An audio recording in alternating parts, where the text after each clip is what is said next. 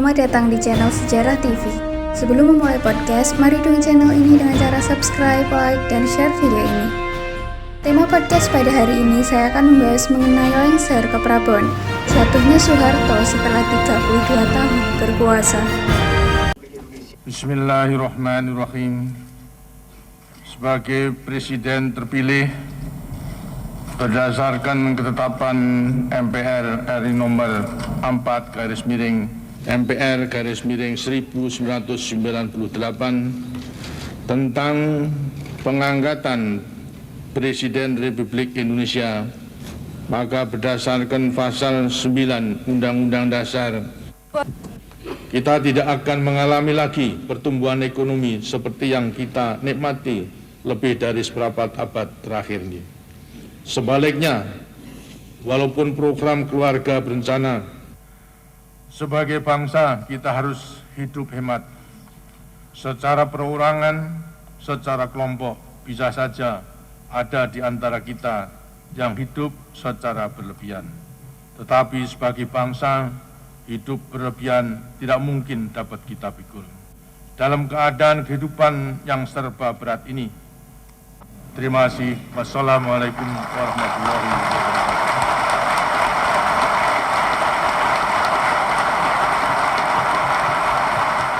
Aksi demonstrasi mahasiswa semakin masif pada Mei 1998.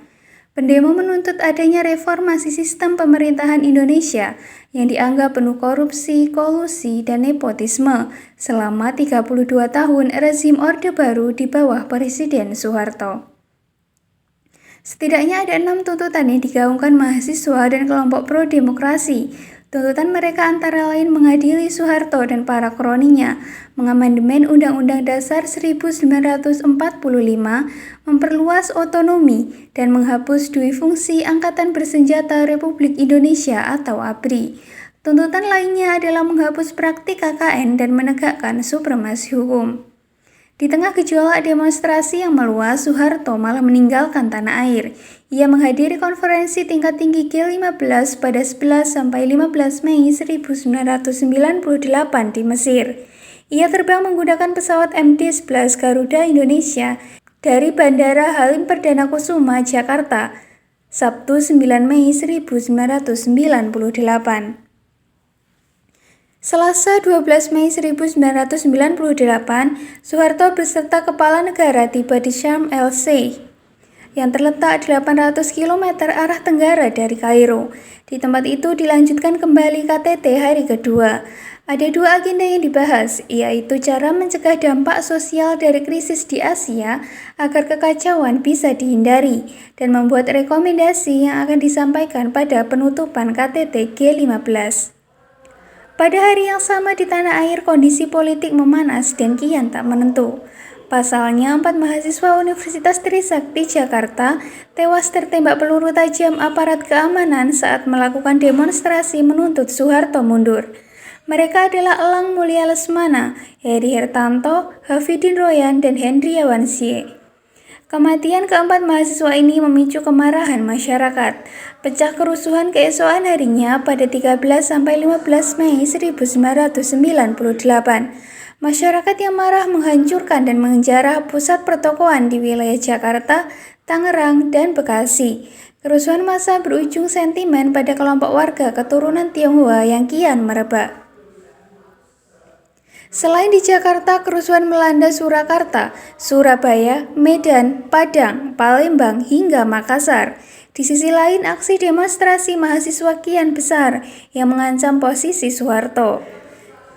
Dikutip dari buku Sintong Panjaitan, Perjalanan Seorang Prajurit Para Komando, karya Hendra Subroto, Gubernur DKI Jakarta yang saat itu dijabat Sutioso mengumumkan kepada media massa, akibat kerusuhan setidaknya ada 4.939 bangunan rusak dibakar. Kerugian ditaksir mencapai 2,5 triliun rupiah, belum termasuk isinya. Sebanyak 1.119 mobil pribadi, 66 kendaraan umum, 821 sepeda motor, dan 1.026 rumah penduduk hangus dibakar.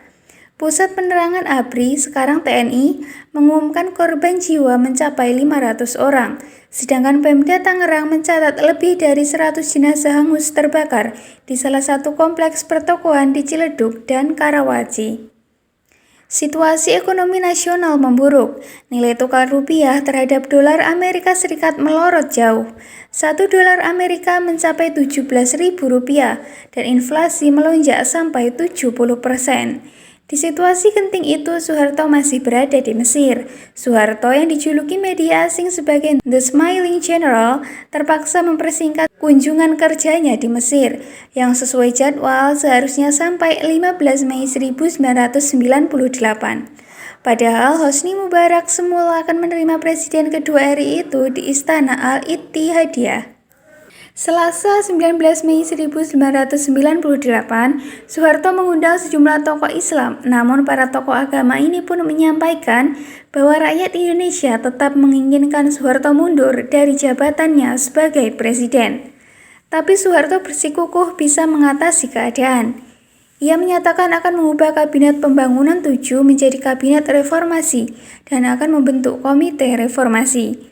Tapi keesokan harinya, Rabu 20 Mei 1998 malam, Soeharto menerima surat hasil keputusan dari 14 Menteri Kabinet Pembangunan 7 yang intinya menyatakan sikap tak bersedia menjabat sebagai menteri dalam Kabinet Reformasi atau reshuffle kabinet. Soeharto merasa terpukul dan ditinggalkan oleh orang-orang kepercayaannya. Soeharto semakin merasa sudah tak mendapat dukungan, baik dari ABRI dan DPR atau MPR.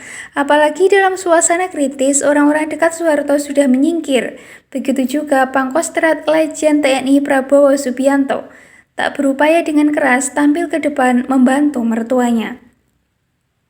Malam itu juga Soeharto berdiskusi dengan para pejabat pembantunya, termasuk Wiranto. Ia menyatakan bersedia mundur. Soeharto mengumumkan mundur dari jabatan presiden, digantikan B.J. Habibie sebagai presiden ketiga RI di Istana Merdeka, Kamis 21 Mei 1998, tepat pukul 9 waktu Indonesia Barat. Sejak itulah dimulainya era reformasi di Indonesia. Demikian pembahasan mengenai jatuhnya Soeharto dan Orde Baru. Apabila ada pertanyaan, dapat ditanyakan di kolom komentar. Jangan lupa untuk terus dukung channel ini dengan cara like, subscribe, dan share video ini. Terima kasih.